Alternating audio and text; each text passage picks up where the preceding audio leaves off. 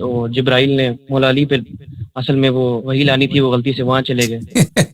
نہیں نہیں، جو اس طرح کی حدیث کافی نہیں ہیں ہے وہ الکافی میں. اس طرح ایک حدیث بھی نہیں ہے بھائی. آپ نے کہاں سے آ گیا؟ یہ وہ کلپ میں دیکھ رہا تھا، یہ کلپ بکواس ہے. یوٹیوب پہ ہے، یہ سننے نہیں نہیں نہیں پاکستان نہیں، کی. وہ بکواس کر رہا ہے، جھوٹ کہہ رہا ہے. اس طرح کی کوئی حدیث نہیں ہے. جبرائیل علیہ السلام معصوم ہے، وہ ان کو پتہ ہے کہ رسول اللہ صلی اللہ علیہ وسلم کون ہے، امیر المؤمنین علیہ السلام کون ہے، ان کو پتہ ہے. غلطی ہوگی، پیغمبر کسی اور کو اچھا بنا دیا ہے. ہمارے نبی نبوت ہی غلط ہے، غلطی سے نہیں، آپ نبی یہ بنا. ہے سچ میں کلپ ہے، یہ بنا ہوا شیعہ خلاف اور کلپ بنا ہوا. کلپ تو بناتے ہیں بھائی، آپ کلپ کو چھوڑی، کلپ تو ہر قسم آپ کو ملے اچھا ایک اور سوال یہ کہ وہ علامہ مجلسی کی کتاب ہے حق الیقین، تو اس میں بھی ایک گا. کلپ بنایا ہوا ہے بندے نے. اس میں لکھا ہے کہ وہ امام زمانہ جب ظہور فرمائیں گے تو پہلے انہوں نے یہودی اور نصارہ کو چھوڑ کے پہلے اہل سنت کو ساتھ جنگ کرنی ہے. وہ غاصبین خلافت کو قبر سے نکال کے ان کو جو ہے ان کا بالکل بالکل ہونا بھی یہی چاہیے نا، جن کا سب سے زیادہ تو ظلم واقعہ اسلام جو پہ پورا ہے. لکھا ہے وہ صحیح ہے واقعہ؟ یا حدیث میں وارد، اب مجھے نہیں معلوم کہ انہوں نے اپنے کلپس میں کیا لکھا ہے، یا وہ آپ نہیں، حق انہوں نے اسکرین الیقین میں شاٹ دکھایا نا وہاں کے، اس کو پورا واقعہ بتایا. روایات زیادہ ہیں، روایات اس میں زیادہ ہیں اس مسئلے پر. جی ہاں، جو زیادہ جنگ کریں گے امام علیہ اچھا الصلوۃ والسلام سے یہی امت ہوں گے. پہلے شیعہ جنگ کریں گے ان سے سب سے پہلے شیعہ جنگ، نجف اشرف والے جنگ کریں گے، اچھا وہ تہران والے، اس ہاں کو بھی، اس تہران کی بھی والے میں نے جنگ ایک کریں ویڈیو گے، دیکھی، وہ ایک عالم، قوم والے اس کی جنگ بھی میں نے کریں ایک گے. ویڈیو دیکھی، وہ ایک عالم شیعہ عالم جو تھے وہ غلط ثابت کر رہے کہ یہ جی یہ سب سے پہلے یہ جنگ غلط کریں ہے گے، کہ پھر پہلے آپ کے ہمارے جو ہے، علماء خلاف ہو جائیں گے. ہاں پھر جو ہے آپ کے جو ہے چہتے بھائی وہ جنگ کریں گے. قوم اچھا والے نجف والے جنگ لاسٹ کریں سوال گے. یہ کہ اور ہاں 2 سوال ہو گئے آپ کے بھائی، دوسروں کا بات کرنے، ٹھیک ہے نا. ایک 200. لاسٹ سوال ہے، چھوٹا سا سوال ہے اوکے بس. بولو. اچھا یہ آپ نے وہ کوئی ایسی کوئی مطلب اس بارے میں ویڈیو آپ نے نیکسٹ کب بنانی ہے کہ کوئی وہ حدیث جن سے مطلب ثابت ہوتا ہے کہ آپ ڈائریکٹ مدد طلب کر سکتے ہیں وہ بس. آئے گا نا انشاءاللہ، تبھی اسی غدیر کے بعد استغاثہ پر بات کریں گے، ٹھیک ہے. چلیں ٹھیک ہے، تھینک یو، شکریہ، اللہ اوکے حافظ، اوکے، جزاک خدا خیر. حافظ، خدا حافظ، یا علی مدد یا علی. اوکے جناب، اتنے لوگ کال کر رہے ہیں. السلام علیکم، بات کرو بھائی. السلام علیکم، حکم کریں بھائی. ہلو، السلام علیکم. السلام علیکم، بات کرو بھائی. پھر کہتے ہیں بات کریں، بات نہیں کر رہا آدمی. السلام علیکم، بات کریں بھائی. وعلیکم السلام. حسن بھائی کیا حال ہے؟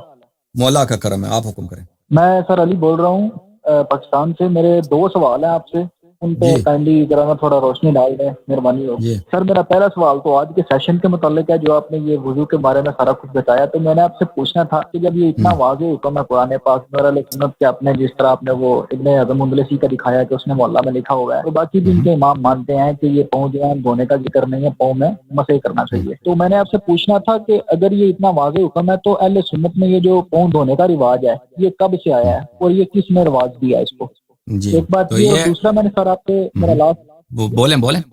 جی سر، اور دوسرا سر میرا سوال یہ تھا کہ ابو بکر کے بارے میں جو کہا جاتا ہے کہ ابو بکر نے منکرین زکوٰۃ کو جو ہے وہ مارا اور ان کے خلاف جہاد کیا، تو کیا اسلام میں کوئی اس طرح کی شک ہے کہ اگر کوئی زکوٰۃ کا انکار کر دے تو اس کو مار دو، یا پھر ابو بکر جن کو مارا کیا واقعی انہوں نے زکوٰۃ کا انکار کیا تھا، پھر یہ اچھا، اس ابو بکر کی طرف سے ان کے اوپر جیسا بلیم لگایا گیا، اس کی کیا حقیقت ہے؟ ذرا یہ تھوڑا سا اوکے واضح کر دیں. یہ میرے 2 سوال اوکے، ہے بس. Thank you. اچھا جہاں تک اس کا تعلق ہے وضو کا، دیکھو عزیزو، قرآن تو سیدھی طرح کہتا ہے متعہ بھی جائز ہے، ٹھیک ہے نا. فَمَا اسْتَمْتَعْتُمْ بِهِ مِنْهُنَّ فَآتُوهُنَّ أُجُورَهُنَّ فَرِيضَةً.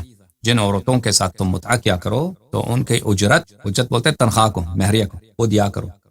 قرآن نے تو اس کو بھی واضح الفاظ میں کہہ دیا، اور ان کے احادیث میں صحیح احادیث میں یہی ہے کہ یہ متعہ کے شان میں نازل ہوئی ہے نا. قرآن مجید میں واضح طور پر کہہ رہے ہیں کہ آپ پیروں کو مسح کیا. جماعت عمریہ کا کام صحابہ نے ختم کیا، خراب کیا. عثمان نے متعہ کے متعلق عمر نے اس نے حرام کر دیا، اور پیر دھونے والے کا جو چکر ہے اس نے عثمان نے شروع کر دیا، کیونکہ ان لوگوں کا ایمان ہی نہیں تھا کہ یہ پیغمبر ہیں. وہ کہتے تھے انہوں نے جو شریعت بنائی ہے اپنے بیٹھ کے گھر میں بیٹھ کے سوچ کے کہ بھائی اس طرح وضو کرو، اس طرح نماز پڑھو، ٹھیک ہے نا. ہم بھی نماز بناتے ہیں. وہ جو بنی ہاشم کا جو آدمی تھا جادوگر صلی اللہ علیہ وسلم، اس نے نماز بنایا، تو ہم کیوں نہیں نماز بنا سکتے؟ چلو تراویح پڑھو.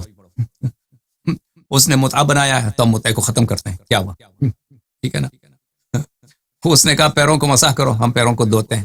کہ بھائی ایمان ہی نہیں تھا نا. اگر ایمان ہوتا تو شریعت کو کوئی چینج نہیں کر سکتا، شریعت کو کوئی چینج نہیں کر سکتا. اب اس کے متعلق انشاءاللہ مزید توضیح آگے جا کے وضو کے متعلق اگر اللہ نے چاہا.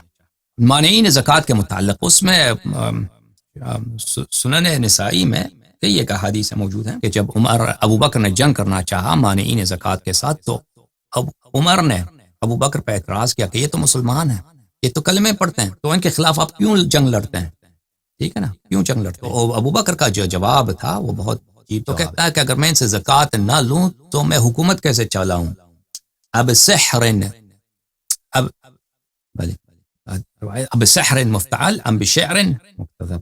اس طرح کچھ اس کی الفاظ ہے ابو بکر.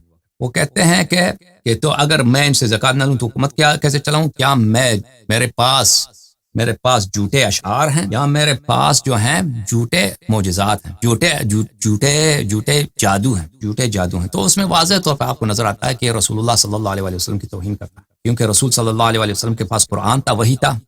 قرآن جو تھا نا، ایک تو اللہ کی جانب سے کلام اللہ ہے، دوسری جانب اتنا خوبصورت، اتنا پیارا اور اتنا فصاحت و بلاغت اس میں تھا اور ہے. تو اس زمانے کے عرب جو بہت فصیح بلیغ تھے تو سنتے تھے ان پہ ایسا ہے کہ وہ بالکل اپنے آپ کو کھو جاتے تھے، یعنی عاشق ہو جاتے تھے اس کلام کے، اتنا پیارا خوبصورت.